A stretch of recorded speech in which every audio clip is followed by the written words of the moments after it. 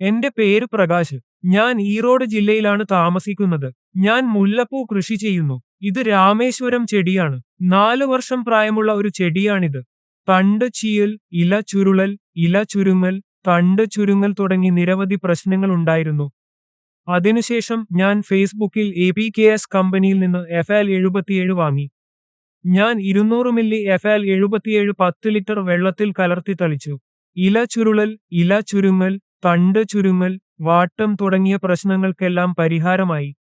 വിളവ് വളരെ നല്ലതാണ്. ഞങ്ങൾ ഈ FL77 10 തവണ ഉപയോഗിച്ചു. ഫലം നല്ലതാണ്. പൂക്കൾ വെളുത്തതാണ്, തണ്ടുകൾ നീളമുള്ളതാണ്. ഇത് വിപണിയിൽ നന്നായി വിൽക്കുന്നു. അതുകൊണ്ട് ഞങ്ങൾ ഈ FL77 തുടർച്ചയായി ഉപയോഗിക്കുന്നു. ഓരോ 4 ദിവസത്തിലും 1 ഡോസ് നൽകുന്നു. ഇത് വളരെ നല്ലതാണ്.